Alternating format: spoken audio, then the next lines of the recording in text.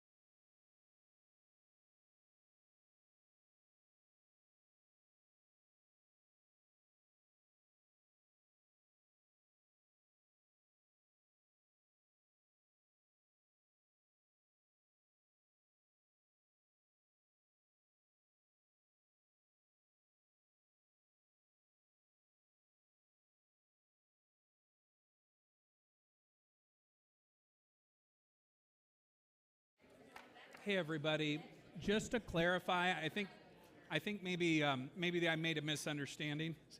Hey everybody, so the little paper ballot is for those of you that don't use a cell phone, right? So if you use a cell phone, I need your paper ballots back.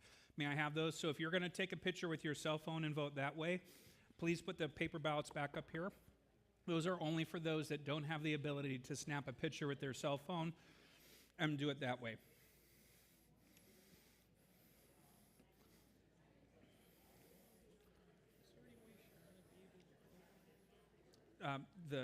The straw poll today?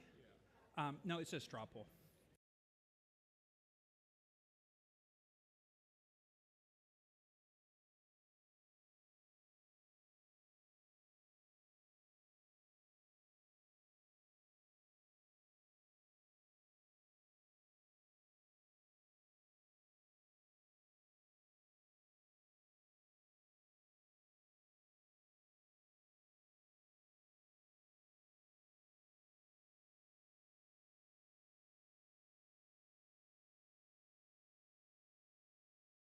So another question that might come up is some of you have been to an informational meeting. Each one of these informational meetings are separate from the others. So if you've already done a straw poll at another informational meeting, no problem. This carries no weight. It's just information. That's all it is, so that you can know at the end of our meeting today where you're at. So you're welcome to vote again. Just today, only vote once for you. And if you need to use that same code to vote twice for a family, it's fine. You can use that code. You can log in twice, like for a husband and wife. If you've been through confirmation class, you are welcome to vote. But if you're not confirmed and a teenager, you are not welcome to vote. You need to be a confirmand. That's not actually what you say after they become confirmed, is it? After you've been confirmed, you are welcome to vote. And so Keith's going to open us up with prayer here. We make sure you grab a stand or a mic. And anybody else need paperwork? Everybody got an agenda that wants one? Everybody? Okay. All right. Thank you very much. Go ahead, Keith.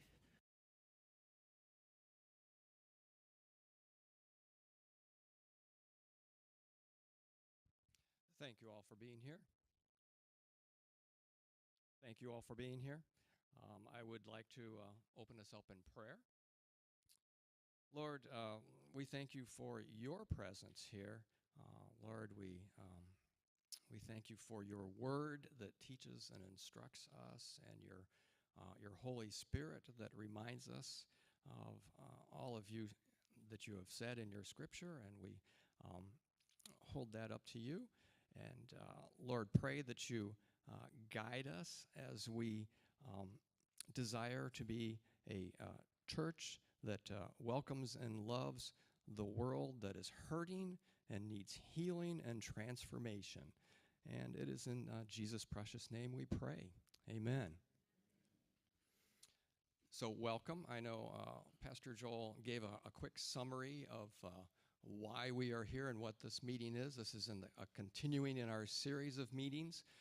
We started out with a couple of informational meetings that just talked about the increasing chaos in the United Methodist Church leadership and the problems that are multiple, involving theology and respect for Scripture.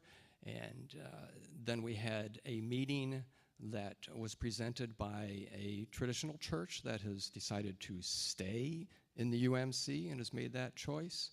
And today we are going to discuss leaving the UMC as another choice to disaffiliate with the UMC and possibly choose another denomination, Wesleyan denomination, to join. And the advantages and disadvantages of all those are going to be discussed today. We have resolutions that the lead team has made that will also be brought, as we have been involved in discussions regarding this for at least a few months, and some of us have been following this for years. Those of us that have been delegates to the general and annual conferences. I've been our church delegate for 4, 5, 6 years now, and Chris has been going to general conference, which occurs every 4 years, and he's been doing that for many, many years. So we have been watching and discerning all through this time.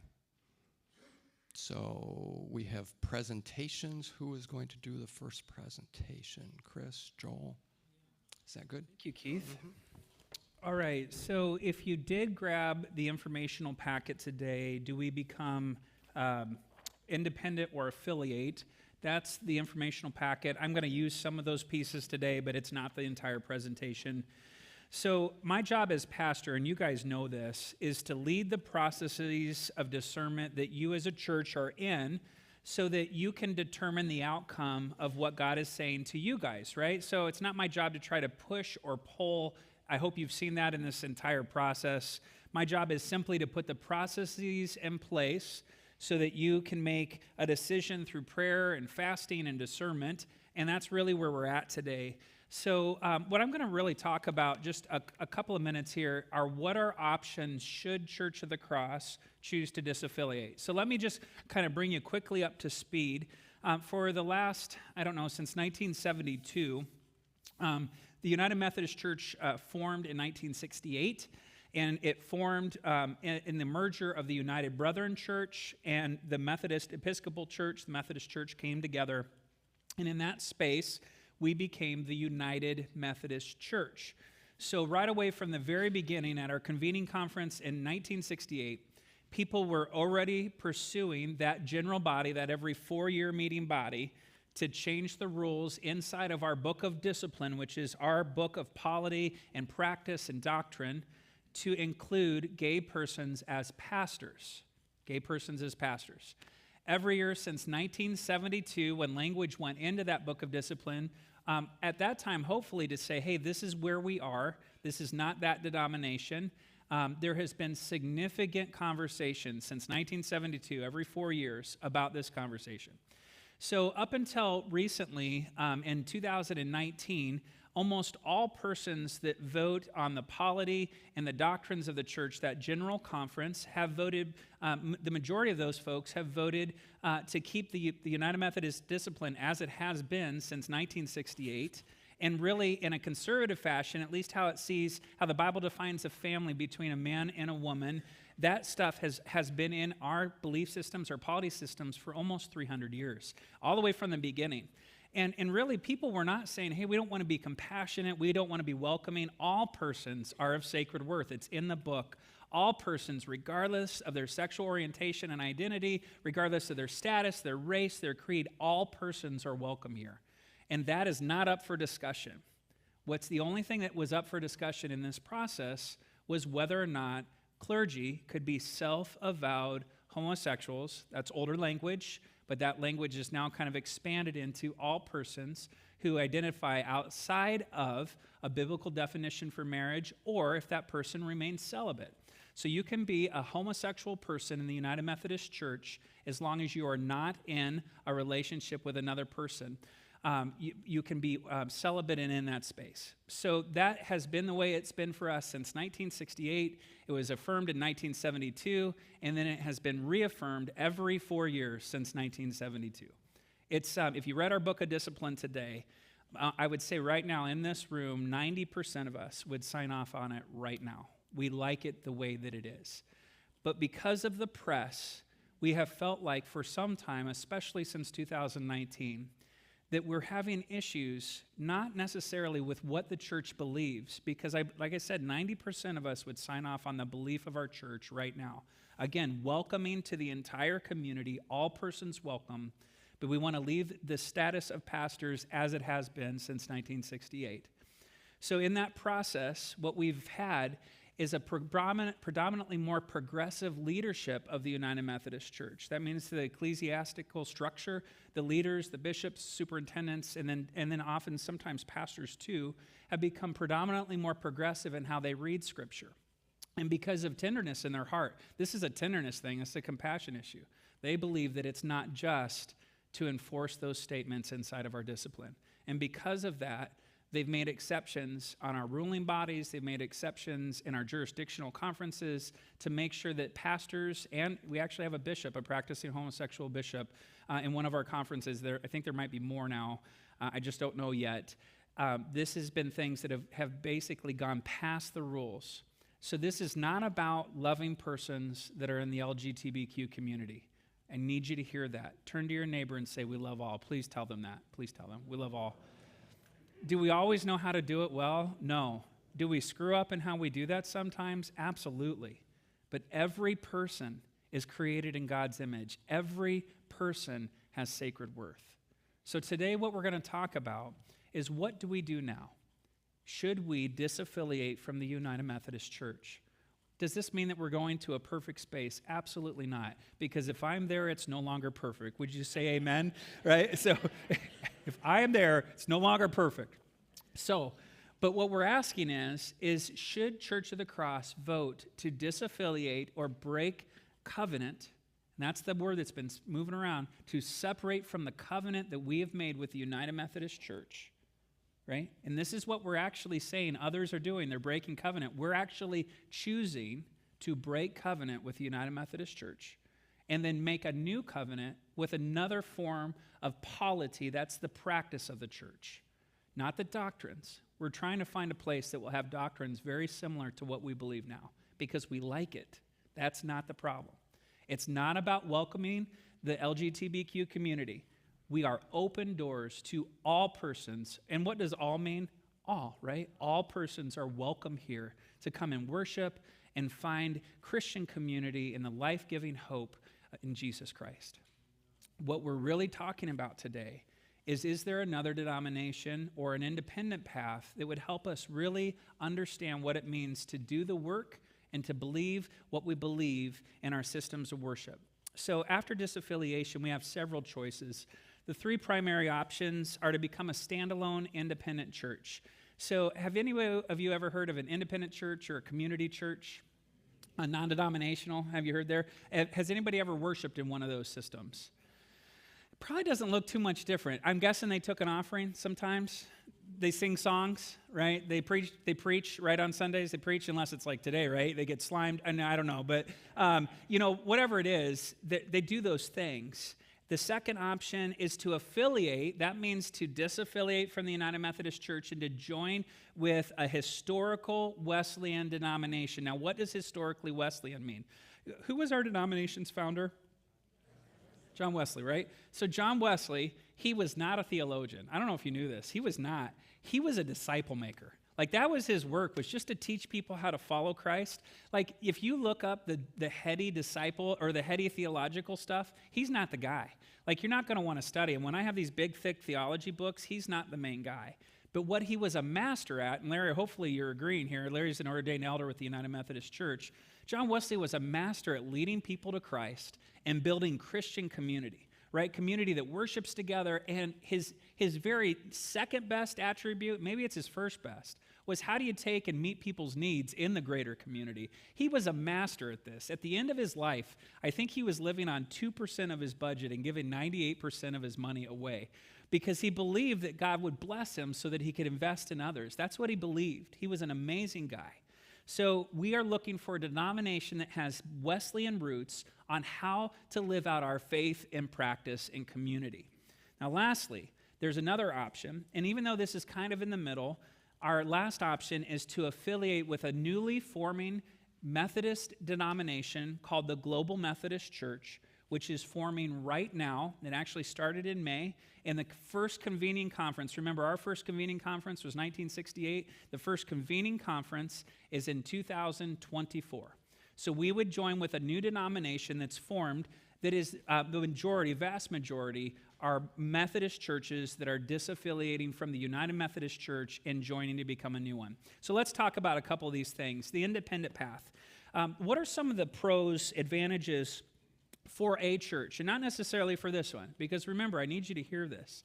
I'm not trying to talk you into this path. I just want you to know the options that are out there should you guys vote to disaffiliate. So an independent church, you'll own your property free and clear. Did you know that since 1959, I saw the picture today, you remember that sign, John, that sat in that big open field? From the moment that you guys bought that property, it was not yours. Did you know that? You guys, especially you founding members, you saved up your money, you paid your tithes, you gave sacrificially, and from the moment that that property was purchased, it belonged to the United Methodist Church. It's called the trust clause. Now, the original form of the trust clause was for a good reason. Why? So John Wesley was starting all of these things. They ended up buying all these abandoned buildings that were actually, there were wrecks, right? Because you didn't build a lot of new construction, then you bought the old ones. And then the church people gave all their nickels and dimes to fix them up so they could lead people to Christ in them. And then some of the boards of trustees originally were saying, we don't want to do this anymore, we're taking the church back. And they were starting new churches underneath the nose of this brand new, 10, 20-year-old denomination. So they put a trust clause in so that couldn't happen. So in this particular case, in 1959, when the property was purchased, it belonged to the United Methodist Church. As an independent church, it would remain yours. No apportionments. Now, apportionments, we challenge every member of Church of the Cross to tithe, to give a portion of their income, not just back to the church, but back to the work of the kingdom of God, right? Invest in missionaries, invest in programs that lead people to Jesus, invest your time, all those things. We do the same thing. I don't know the number. I should get it from you, Keith. Maybe you could figure it for us. I think it's between 10 and 12% of our annual income, $44,700 per year, goes back to the United Methodist Church. Now, we have a budget right now, approximately $419,000, $430,000 a year. So $44,000, so that would be just a little over 10%, goes right back to the United Methodist Church. As an independent church, there would be no apportionments. There'd be no interference from denominational leaders. Now, that's good and bad. Sometimes, any of you basketball players, is it good when your buddy throws some interference for you, right? They kind of protect you, right? They post up so that you're laughing at me because you don't know this. I played basketball one year in junior high. I was horrible. But sometimes you want the biggest, strongest gal on the team to jump up and give some interference to get you a way to get to the basketball hoop. In this particular case, it could be good or bad. We have a district superintendent that I know and trust. We have asked her for help. She has given us help. Our last superintendent, Scott Oakey, was a guy that I trust. I called him when I needed help. So it's good and it's bad. You have leaders and you don't. And then we're also free to create our own identity. We would create our own mission statement, our own vision statement. We'd create our own documentation on polity and how we worship. We'd make our own decisions around all that stuff. Now, there's some disadvantages here. One of them is we'd have to find our own pastors. Now, how many of you have been on a pastoral search team or on SPRC when you've been in a pastoral change? Is it easy? No, it is not easy.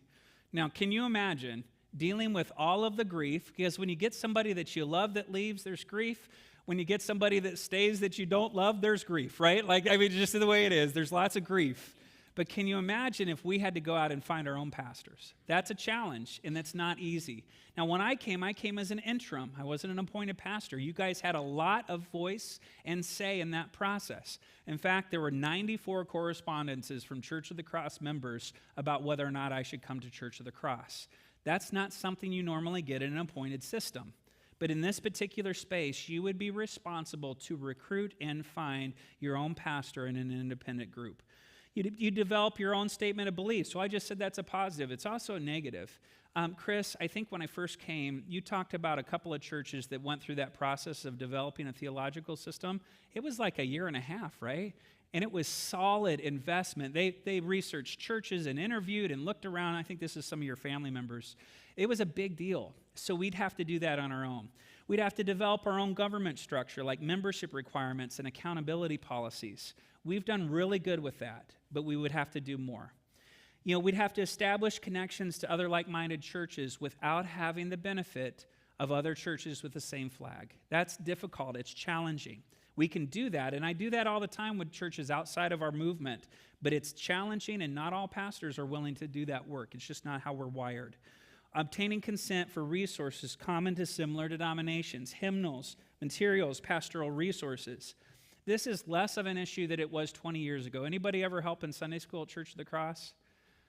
Can you imagine in the days with the mimeograph? Remember? Cha-chunk, Like the blue ink all over your hand. You like leave the room and you're breathing the dust. It's terrible. It's a little easier than that. But can you imagine doing youth ministry without Right Now Media, right? Without they give us the resources, they show the videos, they do all that stuff. Well, it's a little easier today, but 20 years ago, even 30 years ago, it was almost impossible without having affiliation. And then most importantly, we'd be isolated from other like-minded churches that we are currently in covenant with, that pray for us, that serve us, that help provide resources. They give their resources, they share them with churches in need. We give our resources, share them with churches in need. So that's definitely a thing out there. So let's go on to the next slide. Another option is to go with a historical Wesleyan denomination. So there are several denominational options. The three best options of existing churches are Church of the Nazarene, the Wesleyan Church, and the Free Methodist Church. Church of the Nazarene is 650,000 members in the United States, 1/10 of the United Methodist Church. So if you can think about it, 1 out of 10 folks, you take those away, that's the size of the Church of the Nazarene.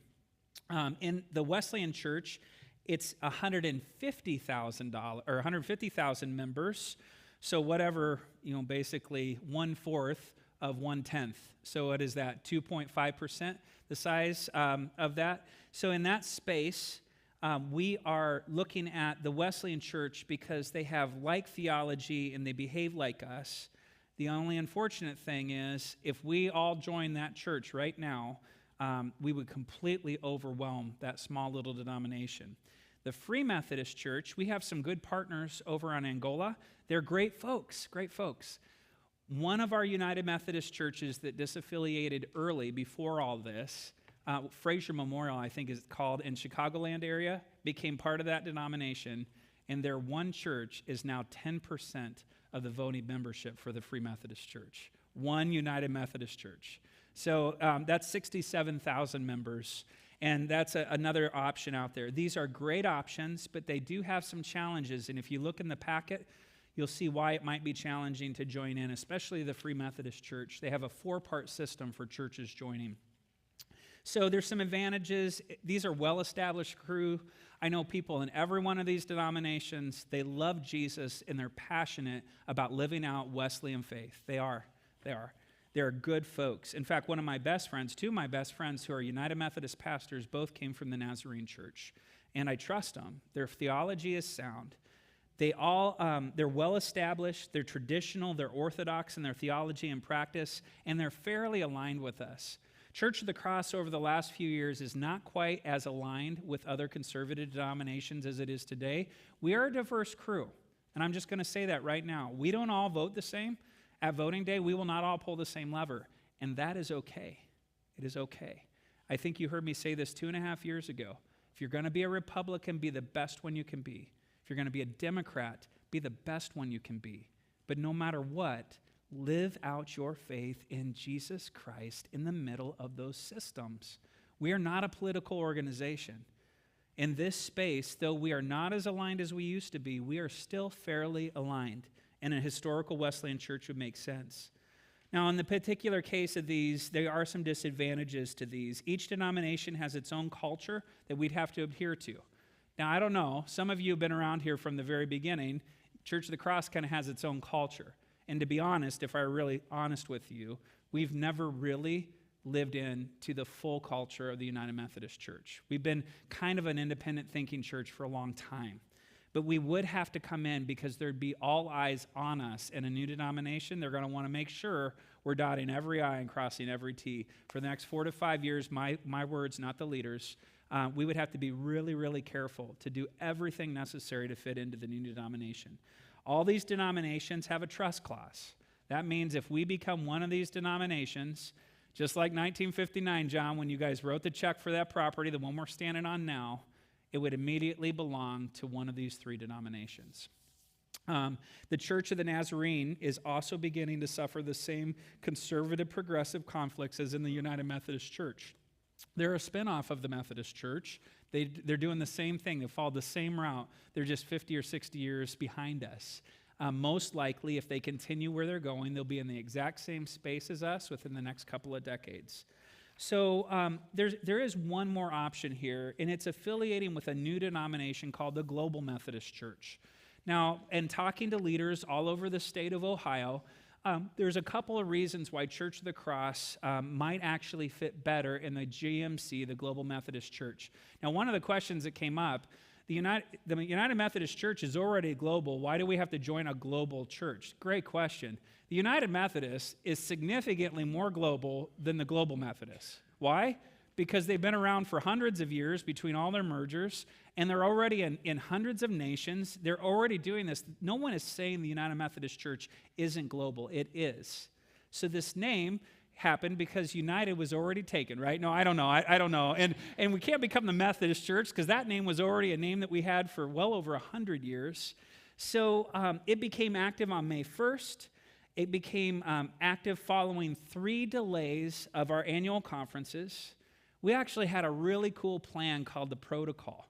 The protocol for helping all of us separate while still being in care and in love for each other, that was ready to go. And then it got pushed back, and then it got pushed back. And now at this point, to be real honest, that protocol for reconciliation through separation is now, in my opinion, officially dead. There's no way. Several of the signers, 3 of them, have passed away since it was signed. We've had bishops, actually the African Conference, we just got letters this week suggesting they're pulling their support from that altogether. So at this point, there is no support for taking our current denomination and for helping those who feel called to stay really have life-giving traditionalist values in the United Methodist Church and giving those who feel called to leave a real gracious exit. All that is done. And that when that was separated and pushed back at the very beginning, that's when this group started. They launched so that churches and annual conferences, that's like the West Ohio is an annual conference, could join immediately.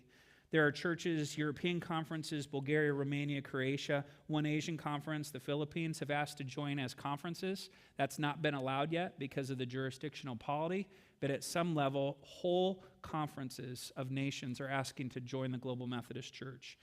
The mission is to make disciples of Jesus Christ who worship passionately, love extravagantly, and witness boldly. Anybody know our current mission statement? It's very similar. We exist, right, to make new disciples of Jesus Christ for the transformation of the world. Now, actually, the word new was taken out. I leave it in, right, because it was in there originally. Making disciples of Jesus Christ for the transformation of the world. In our worship, we desire to surrender and be fully devoted to one God. This is in their statements of mission. Father, Son, and Holy Spirit, we're passionate about what is important to God. Jesus calls those who follow him to love God wholeheartedly and love their neighbors as themselves. Our desire is to demonstrate the world extravagant love of God in the person of Jesus Christ. We've been entrusted with a life-saving and transforming message of what we must share with others. Our witness is bold, compelling, and fearless. Our mission advances when individuals become disciples of Jesus Christ and join God's mission to make more disciples. That's all in the missional statement of the Global Methodist Church. Doctrines and practices will be classically Wesleyan. Now, Larry, I don't know about you. You presided over a lot of church conferences, charge conferences over the years. But one of the things that is a little intimidating about moving to another Wesleyan denomination is we don't know how it works. The Global Methodist Church was formed with almost an exact snapshot of polity. Of doctrine. There's almost no difference in our doctrinal statements. We added in this space the Apostles' Creed is added in that space, the Nicene Creed, and those are now considered doctrinal statements in the Global Methodist Church, whereas before they were addendums. It was good. We all used them, but now they're actually binding. You have to stand with those things or you cannot be a Global Methodist Church or pastor. So the doctrines will be the same, and almost all of our practices will be the same.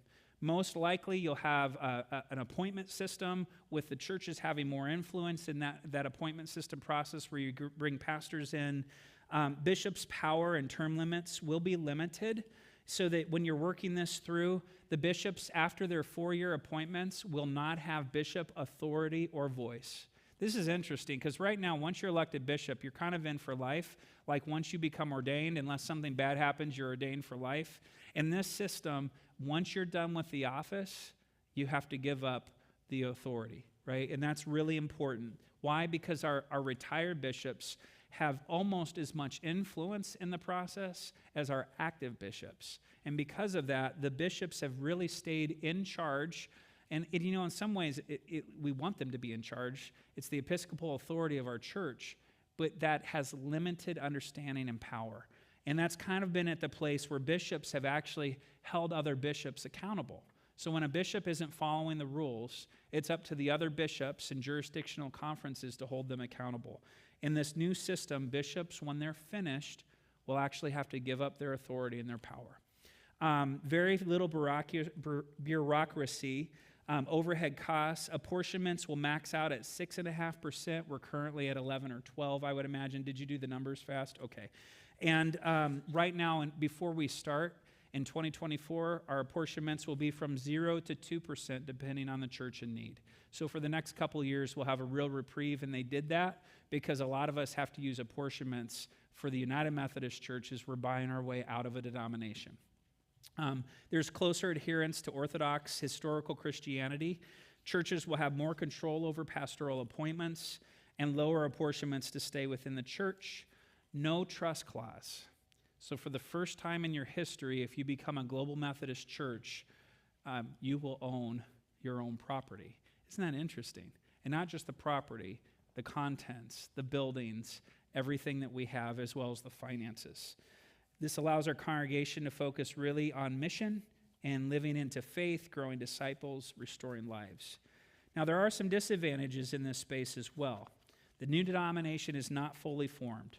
There's very little administrative structure in place for the first few years. So our conferences, which now are half the state of Ohio, it might be Pennsylvania, Ohio, Indiana, and Michigan all in one conference, right? We might have a much larger footprint and much fewer churches. Very little administrative structure. Example, there's currently no bishops or district superintendents. Technically, I think we have a retired bishop, but again, he's retired for a reason because he wants to be done. So there's currently no bishops or district superintendents. So there's some other disadvantages. Many details in our book of discipline will have to be written. It's going to take 12 to 18 months. Now, that's also an advantage because early adopters will be able to speak into that process and make some of those changes together. And denominational services like the United Methodist Women, United Methodist Men, Board of Global Ministries, those will take time to get in place. The benefit of having a missional church is, John, I haven't done the math yet, but if we continue at our current trajectory, within 4 or 5 years, we will have given $2 million from this church into missions worldwide. That doesn't even count your private gifts that we don't know about. So this is a missional church, but those things as a global footprint will be harder to get set up. So when you look at all this stuff, our church leaders have kind of come together, our lead team has come together, and they've made 2 recommendations. These are not binding, but these are recommendations. Number 1, our lead team voted to have a church conference on October 2nd. What this means, if you've taken our membership covenant, you're called a professing member, whether a child that's gone through confirmation or whether as an adult who's been a member, who's transferred in or become a member here, you are voting on the future of the church. Number 2, we ask for that because we want you to make that decision. This is not something and when I say we, I'm one of 13. I'm one of the lead team. So the lead team made that recommendation. Number 2, they're making a recommendation that if we choose to disaffiliate, that we reaffiliate with the Global Methodist Church. That's that last option on the list. You've probably heard a lot about it. We have some trusted friends who have helped start that denomination and build it up from the beginning. Greg Stover's one of them, right? So these guys have been a part of it. But in that process, it's up to you to decide. The lead team will not make that decision for the church. It's Wesleyan. They have historical Orthodox Christianity. The organization will be just like our current organization. We'll have substantially streamlined services, but we'll also have substantially streamlined bureaucracy and rules. And after that disaffiliation is completely done, then you guys will make a decision, where do we want to go? So Chris is going to come up and share just a little bit about that.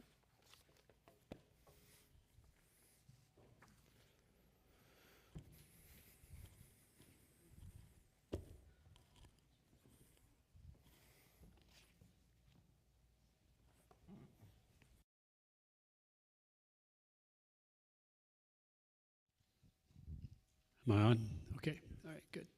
So, in a recent trip, Ann and I just sat down and we started talking about, what reasons would we give for considering affiliating with the Global Methodist Church? And everything that Pastor Joel put together are things that we had on our list. But a couple more things that we just thought of that we thought you should hear. Churches will have more control over the pastoral appointments. That was on the slide that he had. But that really is significant, I think, the way the Global Methodist Church plans to do that process. In the past, those of you that served on staff parish, you know that pretty much when there was going to be a pastoral change, the district superintendent would call the chairperson of the staff parish team and say, get your committee together, we want to have a meeting, and they call it an introduction. We want to introduce you to somebody that we think is going to be your next pastor. And about the only thing that we could do is say no. If we really felt that there were issues or reasons why that person that they had selected, they being the bishop and his cabinet or her cabinet, had selected for Church of the Cross, we had an opportunity to say no. That was not always without consequences itself. There would be more emphasis on clergy evaluations to determine appointments, and there would be no guaranteed appointments. So the Global Methodist Church and Dr. Greenway and Greg Stover and some other people that Ann and I have met with have assured us that the provisions for these folks that are going to be our pastors and so forth, they're going to be evaluated. They're going to be held accountable for the vision and the mission of the church. How are they helping the local church make disciples for the transformation of the world? And if they're not doing that, they're not going to be our pastors. Okay? The doctrines and the polity of the church will be enforced. That's a big one in today's situation. That's probably 90% or more of our problems in the United Methodist Church is that the polity that we have, as Joel pointed out, 90%, I would probably say even more than that in this room, would agree to the polity the way it's written now in the United Methodist Church. The problem is we're not enforcing those rules, those statements that we all agree upon. So that's part of the issues. Just as it would be, something a little bit intimidating to be part of something new, how many of you have been of something new to be part of something new and exciting? Okay? So being new doesn't necessarily mean bad. It just means you got new opportunities. And Ann and I thought that, and the way it's been related to us, we see some really exciting opportunities coming forth through the affiliation with the Global Methodist Church. My father had a statement that he used to say often, and it was, consider the source. And what he meant is, who are you hearing this information from? Okay?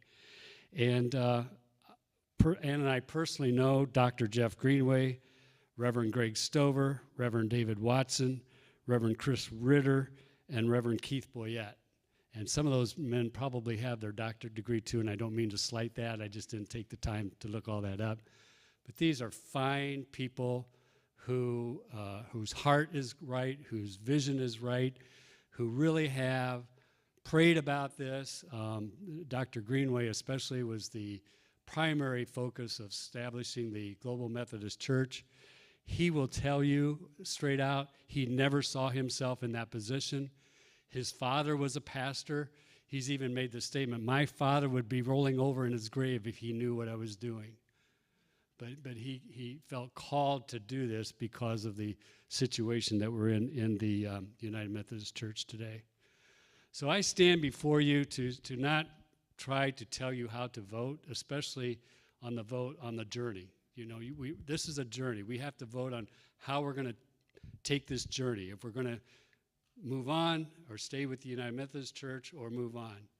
But I am here to help you find the direction you would go if you vote to move on. Because I really feel strongly about affiliating with the Global Methodist Church if you all decide to move on. Okay? You need to pray about that. That's the process has been. Ann and I have complete peace over the decision that you all are going to make. If you vote to stay, we'll be at peace about that. If you vote to go, we'll be at peace about that. It's not about how Ann and I feel. It's about what God is leading this congregation to do. And we want you to vote in that way. But if you vote to leave, we're ready to lead you to something we think is really, really neat. We're going to answer questions. Yeah, let's take a couple of minutes. So if you have questions, I should have primed you for this just a little while ago. If you have questions, there's a couple of things. Number one, who's willing to be a rover mic guy? Anybody willing to be? Keith, you need to be ready for questions. Yeah. So anybody willing to be a rover mic guy? Heather? All right, so Heather will. So if you can't come to the mic, Heather will actually take the mic to you. But our preference would be for you to come to the mic so that you can speak to it, and that way we can have you on camera and everybody could see that. So Heather, I'm going to get you a mic up here, and she'll come to you if you can't come to the microphone. And then secondly, these are times not for comments, but these are times for questions. So if you have comments to make, we will stay after a little bit when everyone has eaten their hot dogs, and we'll answer or hear those comments from you. As well as you can come, please come find me, come find Chris. Let's talk about this. We have those today. So I like to go ahead. Anybody feel called to ask a question to start? Yeah, come on up, Jim.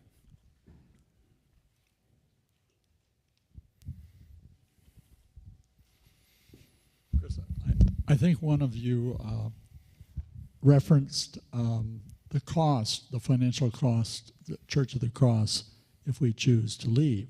Can you talk a little bit more about what that cost is and why there is a cost? Yeah, great question. So every church in the United Methodist system is committed to a couple of different costs. We're committed to annual apportionments or tithes back to the denomination. And we're committed, well, three. We're committed to a various amount of offerings where we're committed to pay into those offerings and to give to some global initiatives separate from our apportionments. And then we're also committed to kind of a hidden one called unfunded pension liabilities. Now, since I've been pastor, there are a couple of funds that come to me. There's a disbursement right into my retirement account. That's not the ones that are unfunded. Once those disbursements come to me, it's mine forever. You can't take it. Now, I might pay penalties or taxes on it to pull it out early, but those are not protected. We have another portion from pre-1972 pastors, so Greg would have some of that time. When Greg was serving here, he had some unfunded pension that was promised to him as a pre-1972 pastor. That's something we're committed to do. And then there are portions of all the pastors that you've ever had where there's a small amount of that is still unfunded. So what they're asking us to do if we choose to disaffiliate is two different things. They're asking us to pay 2 years of apportionments.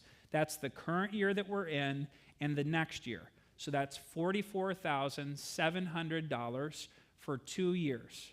Then they're asking us to pay our portion of the unfunded pension liabilities, which is approximately, based on the old numbers, $159,700. Now that money is unfunded. It means that there are current accounts that are there to pay for it, but if anything happens and the markets crash, we are responsible for that portion of our liabilities. Now, nobody did the math I can see right here, so let me do it real fast. Okay, it's on there, thank you. So $176,000 is that number.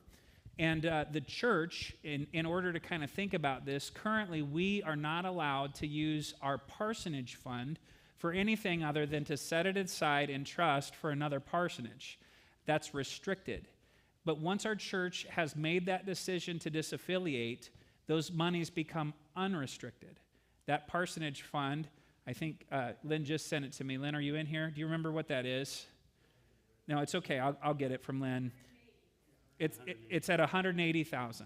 So the parsonage fund, as of today, will completely cover our disaffiliation costs. But remember, $44,700 of that we're already caught up on, so that's not in there.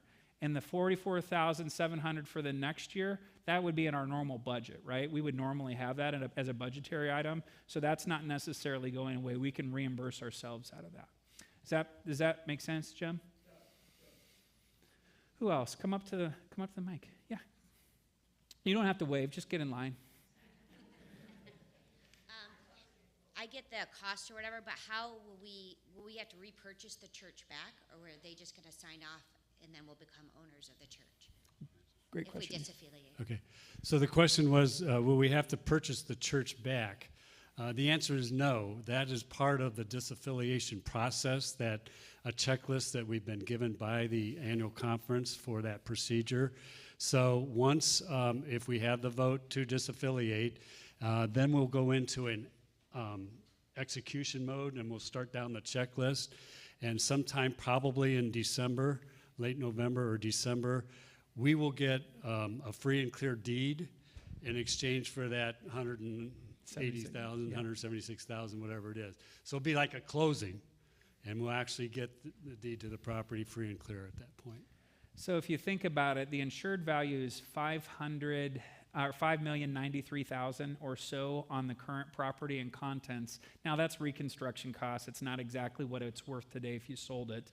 But in that space, that makes it a little more tolerable. I think I use that language in the document, right? We're basically purchasing our building free and clear for $176,000 from the current owners. What else?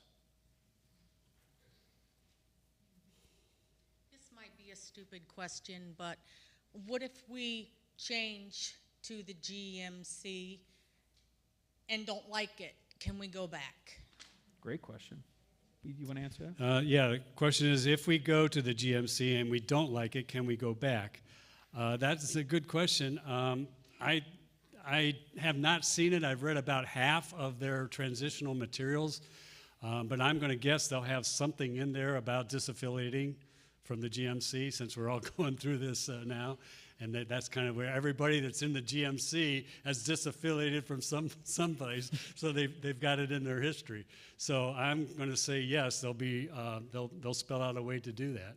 Sure. And let me double up on that. So going back might mean two things. Going back might mean to the United Methodist Church, and going back might mean to become an independent church. So one of the things that the church leaders are doing, and Chris has actually been retained, we have to make an official vote on the 2nd, but he will be our agent from the church side, like as a member, but he's also been retained, and I don't remember your law firm. What is your law firm's name? Bear, Pepe, and Steiner. Bear, Pepe, and Steiner. Those, he's now our attorney in the process too, so he's kind of doing double, and yes, that is legal. And in that space, then, we are going to set up as an independent church with all of the structure so that if we needed to, we could remain independent even before we would vote to do so, right? So if we didn't like the GMC, we could make a lateral move out based on their rules and regulations to become an independent church, and then that would give us space to discern, do we reaffiliate again? Let me say one more thing about disaffiliating from the GMC. Again, there's no trust clause, so we would never have to buy our property back. And I don't know what kind of, I'm going to use the word penalties because I think that's what it is, but that we would have to pay to them. I don't think there would be that much because we're not indebted to them in the same way we are to the United Methodist Church. There will be conservative churches that will choose to remain in the United Methodist Church. Future pastoral appointments, they could be exposed to the leading of progressive bishops. Can you talk to that a little bit? Yeah. And make that clear? Yeah, so great question. And I'm going to throw out some numbers that are anecdotal. I need you to know I don't have a chapter and verse and a site for this. I think we could probably look it down. So if it's anecdotal, meaning this is kind of a gut decision or gut feeling. So right now in our churches, especially in West Ohio, are predominantly conservative. But that doesn't mean the big city churches. That means that there's hundreds of little country churches that you might be able to put all their members together for 100 churches and basically create a Grace or an Epworth. In some of them, you could probably put a dozen of them together and create one of our churches, right? So like these are small, but they're predominantly conservative. The problem is right now, in order to get a conservative pastor there, and I don't mean politically, I mean traditionalist. Maybe I'll use traditionalist language. In order to get a traditionalist pastor there, most of those pastors are serving 2, 3, or sometimes even 4 churches to give quarter time for each of these little churches, right? It's very difficult because our seminaries, and again, there's been some misinformation out there that says that our bishop is teaching what non-Wesleyan doctrine. Are you kidding? Our bishop is a better teacher on Wesleyan doctrine than I will ever be. He stands with all of these things. He hasn't abandoned any of the core doctrines of our faith at all. So that is not the problem. The problem is there are pastors and other bishops that may have stepped out of traditional orthodoxy, and our seminaries are the biggest problem. Our seminaries have stepped way outside of traditional orthodoxy. And this is the Iliff Seminary right now, I think it's out in Colorado. They actually have a witch. This is a self-proclaimed witch on staff in their seminarian programs. I'm not kidding. I think they also have an ordination, if I'm not mistaken. But this is the problem. Our seminaries have left the reservation. And it's not all of them. Like my seminary is United in Dayton. Since 2008, they've really shifted right back into not only to the middle, but they're even a little right of middle when it comes to traditionalist values. They've created an entire program for the Global Methodist Church to train new ordination folks. So, I mean, that's the thing. Not all, but some. And I can give you some more detail on that, but here's the deal. Our pastors are becoming more and more progressive. Our churches are conservative. It's so hard to fit them now. As we continue to move forward, I think that you'll have a progressively, and I'm not trying to be punny, but a progressively harder time to get a pastor that matches up what you guys believe and behave here at Church of the Cross. So staying is possible. We have some friends, 2 friends right now that have significant debt in their churches. They are traditionalist churches. They cannot afford to leave and most likely will not. They're going to need a traditional pastor. But to stay in the United Methodist Church is very, very challenging and will continue to be that way. Who's next? Come on, Don. Don, will you come up to the mic? So speaking about pastors then, so how does the Global United Methodist treat, like what we go through change every, 9 years on a pastor, 10 years? Do they do the same kind of thing, or is that different as well? I don't know that that's been decided We yet. don't know. That's We've one only of been those- that's one only of been those around unknowns. for 3 months, so they don't really know. It'll be I'll just be straight with you. Churches that leave without a pastor right now, it's going to be really challenging to do pastoral coverage for the next couple of years. They're going to have to partner with the Global Methodist Church. They're going to have to look around. Pulpit committees are going to have to start praying and recruiting. Like, it's going to be some challenge. A couple of you have asked about me. I have not formally announced my intention on what's happening, but I will tell you pastors are independent from their church's decisions. I'm itinerant. Technically, I'm not itinerant yet because they haven't recognized my ordination. But in an itinerant pastor, like what Larry was for 20-some years, he was a member of the annual conference, not a member of a church. So he was placed at the bishop's pleasure wherever it was that the bishop needed him to go. For me, I've been assured that if we stay as a United Methodist Church, my process for recognition of my ordination is on hold for another 12 months. That is kind of a bummer. I've been 3 years in school. I'm already ordained with another denomination. But they told me that they would consider me staying here if we remain United Methodist in that appointment, and I could re-enter that process back in September of 2023. I've also been told that should we disaffiliate as a church, that the Global Methodist Church will take me as an ordained pastor, and that would be starting January 1, 2023. So my process would be finished. I would be recognized as an ordained elder from that day one. So though either way, I am in process to be able to pastor here. But again, other churches that are in this might have some troubles. Do you have anything else to say about that? Chris, do you have anything else? Yeah, Larry said you're stuck with me. No, you're not, actually. So in the news, that's funny because I feel stuck with Larry. I don't know, the feeling's mutual. But yeah. So either way, we can partner together moving forward either direction. Again, just to underscore, it's not my call or the leadership team's call. We all have a vote. I actually have a vote in this process. I'll vote. Won't tell you how I'm going to vote, but I'm going to vote. So you do too. Anything else? And I know we're getting hungry. We're a little over. Go ahead, Margie. Will you come up? Margie is in our membership class. She's transferring in from another church, and considering that, and she's new with us. So say hey to Margie.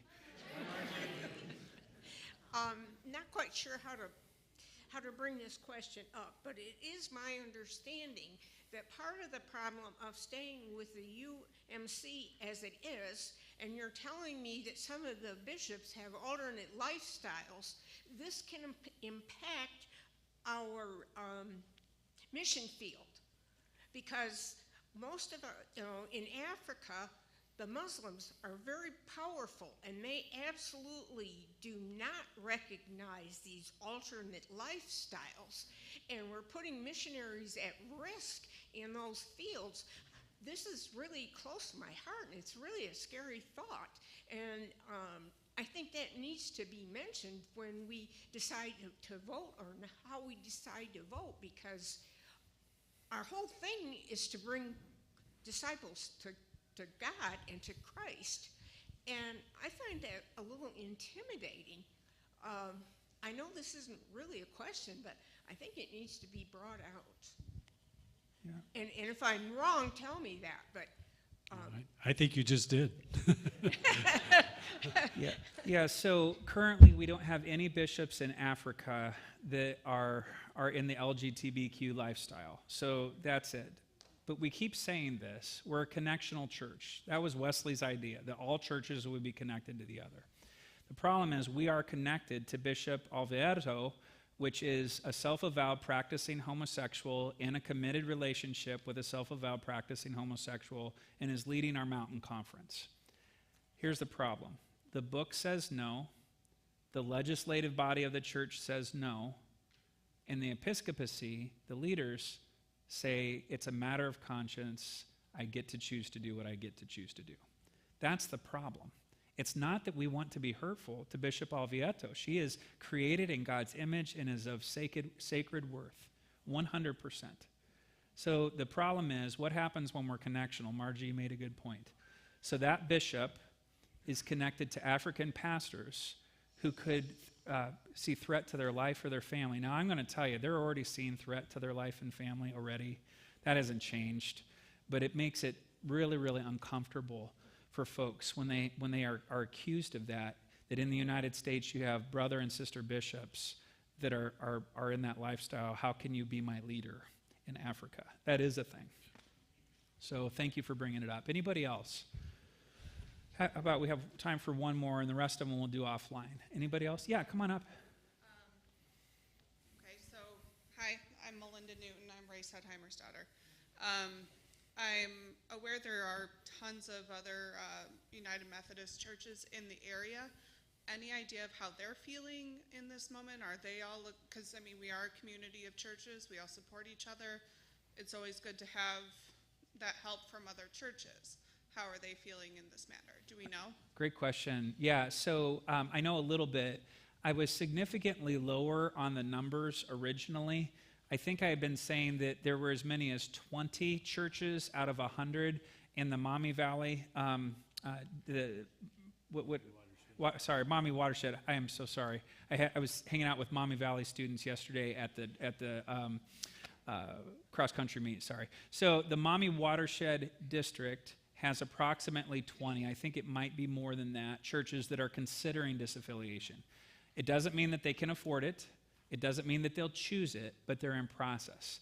So I got word just a few days ago there's 190 churches in West Ohio out of approximately 800, I don't have the current census of churches, that are considering disaffiliation. And I got word just a few days ago that might be up past 200. But again, there's a couple of things. You have to work your checklist and have the resources to do that.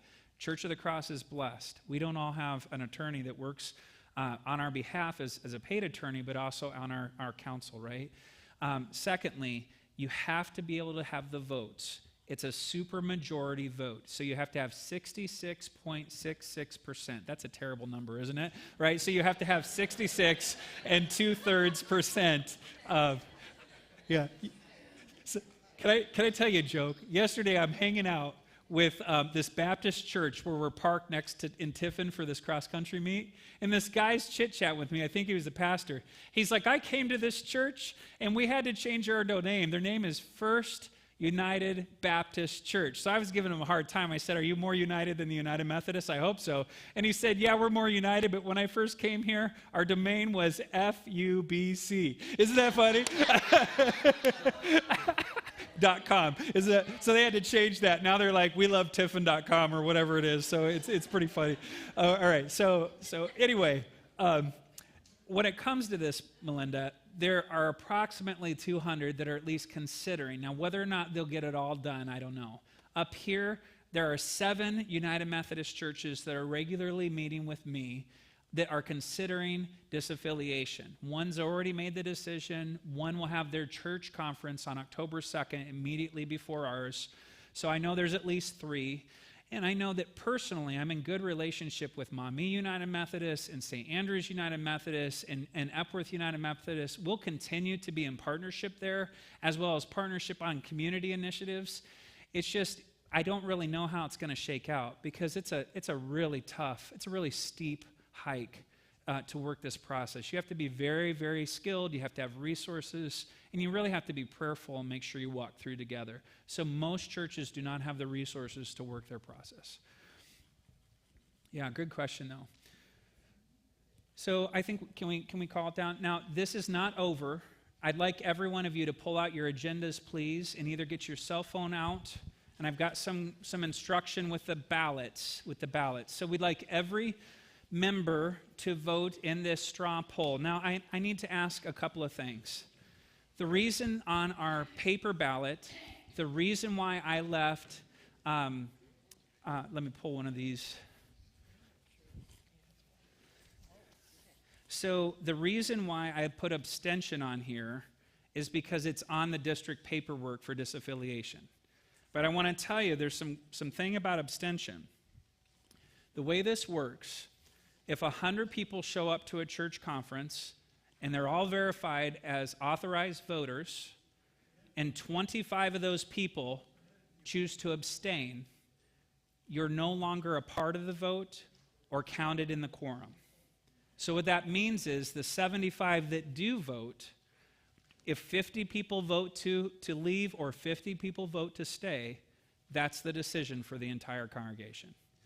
Now, if 12 of you show up, and 8 of you vote to leave, and 4 of you vote to stay, then 12 people will make the decision for the entire congregation. Many of you have told me, and some of you with frustration and tears, I can't be here on that day. There is no absentee ballot. It's all in person. We attempted as a district to try to make Zoom work, and I think they've nixed it for everybody, but our leadership team voted not to do it because it's so complex to make Zoom work. So really, you have to be here. Now, at the end of today, if you feel called to help some of our shut-ins get here that would normally not be able to, or you feel called to throw some money in the plate to actually pay for some medical transport to get some of our shut-ins here to vote, we would do that. But at the end of the day, I'm asking you, do not mark abstention unless you absolutely firmly believe it. Please choose. Do I feel called to remain UMC? Do I feel called to be disaffiliated? This is blind. Your name is not on here. So secondly, if you're doing a paper ballot, I didn't add the second question. If you do feel called to disaffiliate, would you write on the back what you would like to do? Independent church or reaffiliate with something like the Global Methodist Church? So you can put an I on the back, or you can put a GMC on the back, or if you're on the fence, you can put a big O and mark other, and we'll figure that out.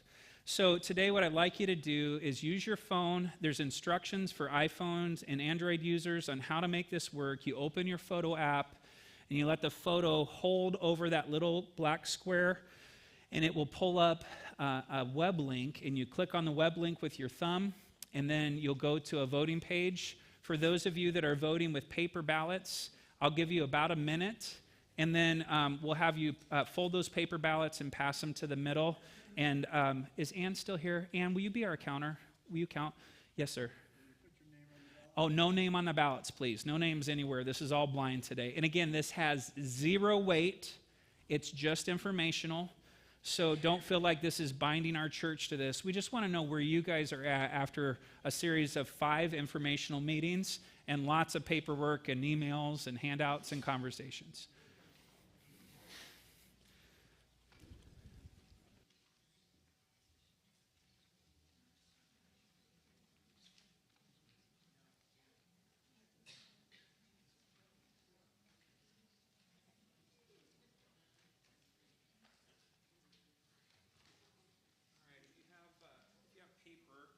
Would you kind of pass them, fold them, and pass them in to the middle here, and I'll put them in the basket.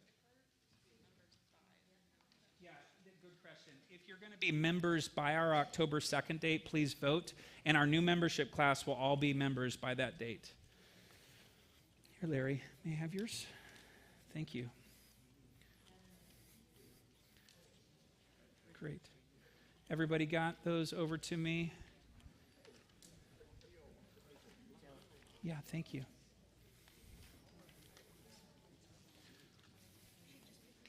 Great. So Heather, would you give Ann a hand, just kind of help her work those through?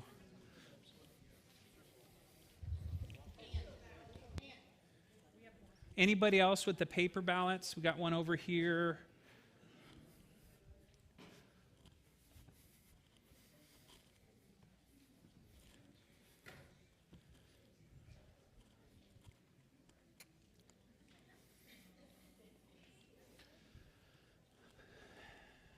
Any other quick questions while we're waiting? Because I'm sorry I don't have fancy piano play and Charles went home, right? Any other quick questions? Yeah.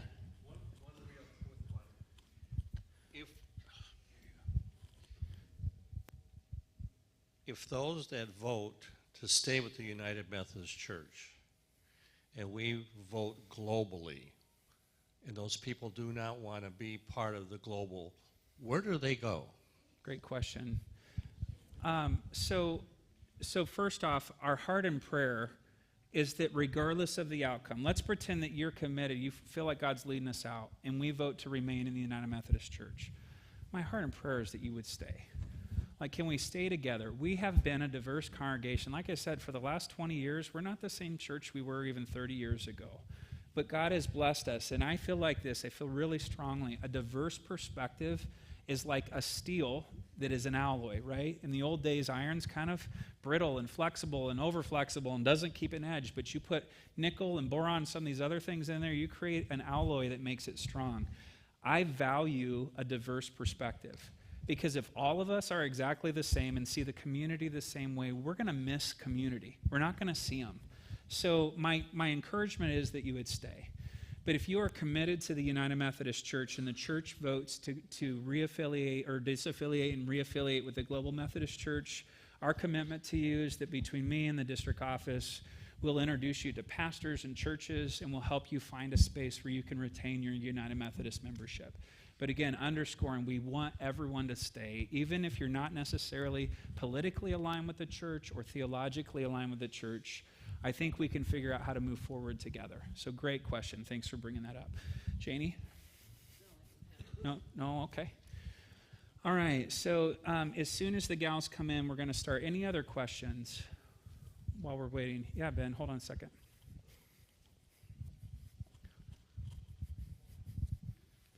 In one of the informational meetings we'd had previously, you talked about these passive disaffiliation, and it seemed like they were kind of geared towards Methodist.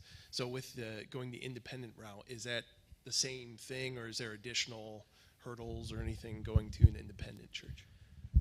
So as of right now, our legal fees are probably not to exceed $3,000. Chris, is that the number that we're working on? And of course, those are hard fees. So it's taking our new name to the Secretary of State. Just so you know, the Church of the Cross leadership team did vote, and this is the work, they are our legal trustees. So they did vote that if we do disaffiliate, that our new name would be Church of the Cross, or if that's not available, Church of the Cross Toledo, but it's currently Church of the Cross United Methodist Church. So we would just kind of cut off the denomination affiliation, right, Candace, your question. That way we could laterally move out and become an independent church if we chose.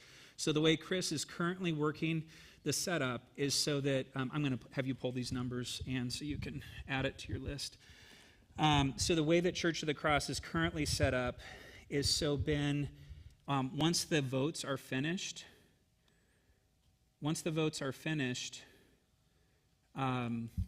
we are independent, right? So then we have the hard work to do of creating doctrine, polity, and that we may have to have some help with, but realistically, we would be a Wesleyan community church at that point. We would put Wesleyan doctrine and Wesleyan practice in place. Our meetings would probably look like they've always looked. Our lead team would probably look like it's always looked. Okay. All right, so Keith, will you help me, please?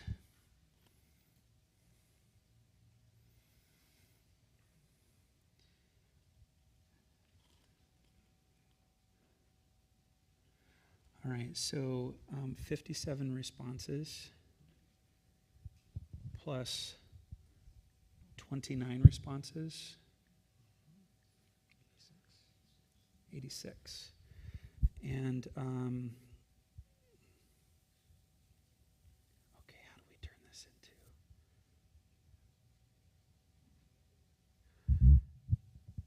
All right, so can somebody play the Jeopardy music real fast? Yeah, so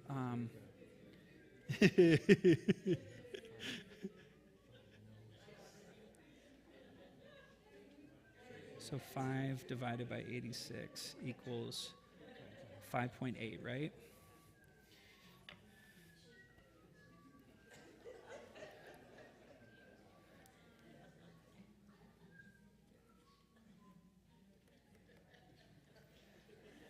You guys are so funny that you actually did it.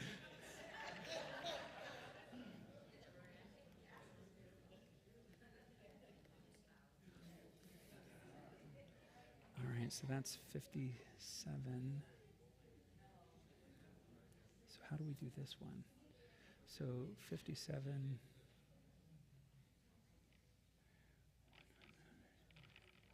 times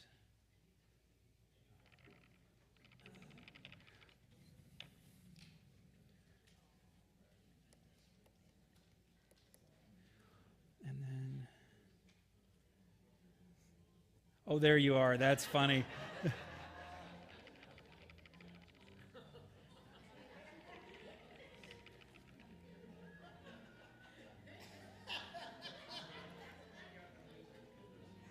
So 10.8.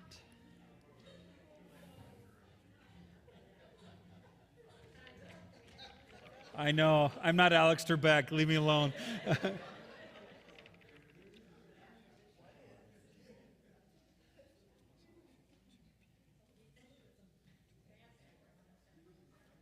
Yeah. Okay. So I'm going to give you a couple of numbers, and these are not going to be 100% accurate because there were some abstentions inside of the vote, right? So as of right now, on my rough numbers, 10.8% of the room voted to remain United Methodist. So that puts us at approximately 84.94%, 85% voted to disaffiliate with the United Methodist Church.